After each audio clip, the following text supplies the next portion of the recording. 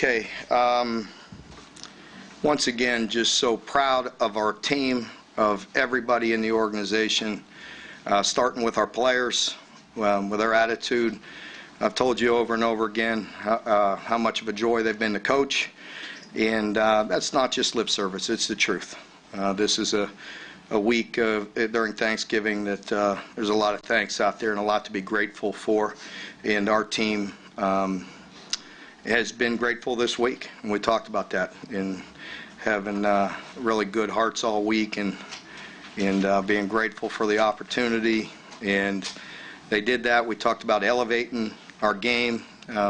Really proud of them, the way they've competed and improved throughout the season. Again, not perfect, but really improved and got better and elevated our game. And then we talked about discipline. I talked about it on Monday with you and with the team all week, that's the heart and soul of our team, to be tough and to be disciplined. And we were pretty good in that regard tonight. So overall, great team effort, starting with the players. Also like to recognize the coaches. They've worked extremely hard. Late in the year it gets difficult, and they spend a lot of time and invest a lot of time with these players and having them over their house and spending time with them and going to dinner with them and just investing with these young people, and they have to give a lot. And so our coaches have done a remarkable job, and I'm really proud of them for what they've done. So it's been good, been a lot of fun. With the game, we felt like we were in control of the entire game outside of that last, 20 seconds, 30 seconds in the first half. And, I went for it there, trying to be aggressive. It kind of backfired on us. I thought our defense would get a stop. To take that kind of a gut punch when you feel like you're completely dominating, sometimes can take the wind out of your sail, but it didn't, not one bit with this group. Came right back in here, didn't flinch. Lynn said, "Don't worry about it, I got you," and he did. What can you say about Lynn? He is truly remarkable in so many ways, but you have to recognize his competitive nature and just how tough and competitive and what a leader he is. And in our business, if you're going to be an alpha dog, then you be an alpha dog, and that's him. And when you do that time and time again and prove it and put the team on your back and say, let's ride, let's do this, it's remarkable. I compare him, and please don't misquote me on this. If you're going to say it, say the whole thing, because Lamar Jackson was probably the greatest player maybe that I ever competed against. But what I admire so much about him is how competitive he is. He's a remarkable quarterback and a remarkable talent, but you can tell what I've always admired about him was after that year when we were fortunate and came back and won up there, but that next year when he came down here, it was like, come on, put that team on your back, and it was over. He wasn't going to let anything happen because he was a complete alpha dog. He was taking over. And Lynn, in that regard, is one of the most competitive people I've seen. So again, don't say I'm comparing him to Lamar and all that. Lamar's a fantastic, remarkable player, one of the best I've ever seen. But both in the same regard of how competitive they are and how much they want it on their back. They want to make plays, and they want to, they want to do it for their team. And really proud of Lynn and what he's done. Mark, what would you say to all the media outside of Kentucky that picked y'all to have a losing season? Par for the course, right? I mean, really. I think we've outkicked what they've predicted every year, the last 4 or 5 years. So we're really not worried about that. We're really not, and we really don't need that for motivation. We're pretty motivated in what we do and how we go about our business, and we feel pretty good about it. And a lot of teams can say ifs and buts, or everybody does, right? That's the game. And I can promise you, we've been through our fair share and fought our way out of it. And if you could go back and put that prediction, I like 9 or 10. So. Calvin, a lot of seniors making plays on the senior day. Again, par for the course. Guys that are stay in the program and develop, they generally develop themselves into players. And that goes to our coaches, it goes to our strength and conditioning team, Mark Hill and Corey Edmond and D-Mac and all those guys. They that's just what we pride ourselves on. And those guys have really worked hard and bought in. And there hasn't been as many in numbers this year, but they've been fantastic leaders. So you guys won by a lot over there last year, but did this year feel like a little bit more complete performance? It did. Yeah, it did, because this was a much better team. We all know they just went through some tough times a year ago, and still very good players, as you saw some tonight. And they still have, and Coach Satterfield's going to do a remarkable job. They come in and do what he's done. They've done a fantastic job, and they'll be back. But they were playing much better, and so it felt more complete. Felt very satisfying to physically do that. If you don't understand and recognize what our league is, then you're not real intelligent. You know what I mean? Like what you go through and what we go through and the grind. And I know people outside of our league get tired of hearing about that. But come try to go through that gauntlet. It's just, it beats you up mentally and physically, but it ultimately prepares us for this, right? And so really proud of the group and withstanding the things that we have. It felt like your guys were really confident all week, even though everybody else was saying this was kind of a toss-up game. Did you see this kind of margin coming, or why? I felt very, I felt very calm and confident. I don't want to act like, it's easy after the fact. But I really take the same approach every game. I felt good about our chances, and anytime you could run the ball for 521 yards, you're going to have a good opportunity to win a game. Mark, Louisville pretty much dominating time of possession. But you guys did a great job of taking care of the ball and not turning it over. Is there a better way to counter that and a team having that kind of possession time? With us possessing the ball, it could have been more, but we had some really explosive plays, to be honest with you. We didn't have as many of the methodical drives that we're kind of known for. We had some explosive ones today, or we would have had a really solid time of possession. But with the ball control, the guys have been really good. They know, you guys know. Fortunately for us, when you have competition, we put the ball, some guys have put the ball on the ground, and guess what? They're over there watching it with us. So that kind of motivates them not to fumble. And with Lynn, again, you have to admire and give him so much credit because of all the things he's doing and how well he controls that football.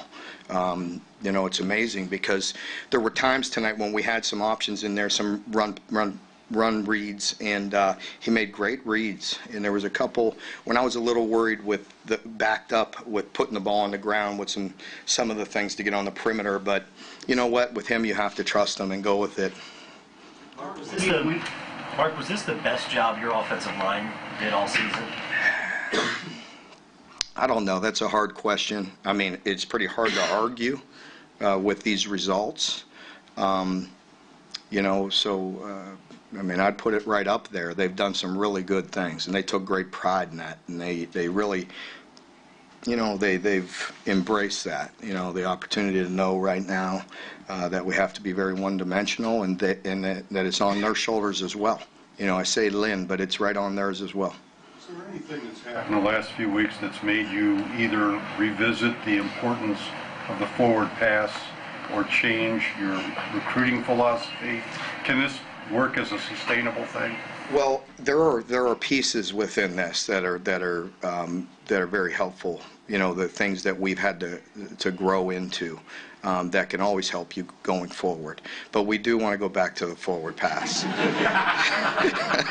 I mean, I am in Kentucky. I do understand the legacy of Jared and Tim Couch and so on. So no, we will get back to balance. and there's no question. And I really like where we're at. I love our team. I like the guys coming back, that, with the quarterbacks coming back healthy, and I love where we're at in recruiting. So we'll get back to having some balance. Marty, when you mentioned that history, that's sort of been the conventional wisdom about Kentucky football, that the only way to win is to get tricky and throw the ball 100 times a game, that Kentucky can't just line up and run the football on people in the SEC. How satisfying, There was sort of a smash mouth kind of coach, is it to go through a season where you couldn't throw the well, ball? I believe you can. Good question. There was one other gentleman that was a pretty good coach that was kind of physical himself, right? And I'm not going to mention his name, but I'm not saying that. But back in 49 and 50 and 51, they were pretty tough and pretty physical as well. Coach, it's going around right now, at least on the internet, of the conversation you had with Coach Satterfield after the game, where it seemed like he was motioning kind of like an L's down. Can you tell us about that conversation, what was going on there? No, I can't. I don't want to elaborate on that. He's a good man and a good coach, and you could tell. I thought both teams were very for a rivalry game. Emotions are always high. I think both teams were very disciplined, and his team certainly was, and they're certainly very well coached. And I like to believe ours is as well, and we respect them. It's a healthy rivalry. Because I say it in here, and I always say it to our team. You have about every 7 days to be humbled in this business, so don't go around beating your chest and getting too far out and ahead of yourself. Just continue to stay with the things that gave you some success, continue to learn and get better. So we'll do that. I don't know. I mean, at the end, it got weird because they called a timeout, and then we got a sack, and then it's like a fumble, and there was some ruckus and all that. But our team was very respectful all day, So I don't know if an L's down is going to offend them. There's going to be a lot worse in this rivalry over time.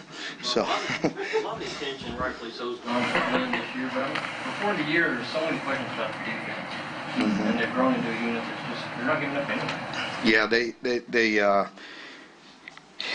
really have done a remarkable job. Coach White, starting with him as the defensive coordinator, has really done a good job. And first year calling plays and being a defensive coordinator, he's done a remarkable job. And all the coaches, Coach Hood, Clank, Coach LeBlanc, all the young coaches and GAs, and they've just all worked really hard. They take it with great pride what they do. Our defensive players have heard that, and again, if you go back to my message in the summer, of course I embrace and love the guys that we left, but who are the new guys? And that's our deal. Like, everybody can be replaced, starting with this position. And our guys, we're proud of them. We want to develop them or whatever, but there's going to be new guys. And that's what we do. We recruit and we develop and continue to bring guys along. And there's some guys that made some big strides. And that's what we continue, look forward to it. Again, I got to get right on the road. My dang staff is killing me. Got me running tomorrow. Of course, they want me in state. So got to get out on the road tomorrow, and I'll be gone all week. Get back Friday, recruit over the weekend, leave again Sunday. So, but that's what our staff's doing. They're pushing us. Mark, talk about Eddie Grant and all the adversities he's had to overcome this year with the injuries. I'm sure sleepless nights. You really can't say enough about him. And again, I understand people. They always want to. Again, OCs have the biggest target on them. It's easy. They're an easy target. Offensive coordinators everywhere are easy targets. When a run doesn't work, you should have passed. When you passed, you should have run, right? And, it's just too easy. But what he's done, there were an enormous amount of stress on him and pressure on all of us. But with him, I could go back to that transition. And I told you, I think in here, that we would meet in the morning, and then we'd go about our business, and he'd probably start designing plays both ways, with the forward pass and with the run, and then we would come back and we would meet again, and then we would separate and we'd come back and meet again. But I'm going to say this: he really made the right decision. He did not back off with Lynn. When he made that decision, he moved forward. He was like, he really helped me, because I'd really come back Monday morning like, are you sure about this? You know, or what do you want to do? And he kept on coming back to it and was very strong in his conviction. And so was Darren Henshaw, and so were the staff. And as you could see, Lynn gives you so many options. You know, there's a lot of creative things you can do. And, you know, it gave us the best opportunity to win. Mark, if you put in a request for a bowl game where there's a 100% chance of rain? Yeah, I think so. Seattle. How many quarterbacks, if they ran 45 plays and 43 of them were runs, they'd probably find themselves kind of running into a brick wall at some point. How many guys are out there that could, you know, some of it's obviously great play calling, but how many guys could do what Lynn has done when everybody knows he's running? Yeah, it is a great point, because there's a lot of stress, a lot of creative things and all that, but a lot of it you can't really appreciate enough of what he's doing. You're right, because on the last touchdown that he ran, I was a second away from calling timeout because of the look we had. We're like, oh no, they're sliding outside. There's like two guys outside in the play we were running, and I just said, no, he'll run him over, you know. But he didn't. He was patient. We kicked him out, and he hit it up inside and made him miss, made the extra defender miss, and that's kind of the confidence that you have in him. You know, you give him a little space, you give him that ability, and it worked. I mean, and that's you know, again, he is worked so hard, and I'm so proud of him. But some of that is between him and God. Last one. Last question. You guys had 1 point. 2-3, you didn't have a healthy quarterback, and to win 7 games to finish out like this, how special of a run was this? It was a very special run. It really was. Just proud. I think the team is proud of themselves in that it's hard. You go in there during that stretch, and we play, and you know what we're doing, and you know, again, going on the road, those SEC teams, we weren't healthy, but we didn't play very good. I didn't coach them very good, and it's tough. And we're back in there Monday, back in there Tuesday, and it's a long season. It's just too easy to give in. You know what I mean? And we will not have a defeated mentality. These guys won't do it, and they just won't cave. We'll look for all options to continue to grind away and improve and get better, and that's on them. And you know, it's a fun group, and I think that's what they're most proud of. Not perfect, you know, but when you get scarred up and you get beat up, and you know, and you pick yourself back up off the mat and go back out there and do that and compete like this, then you know that you know, does make them feel good, and it should. Okay, folks, thank you very much. Thank you. We have players already ready for you. Wait for you, please exit the back door.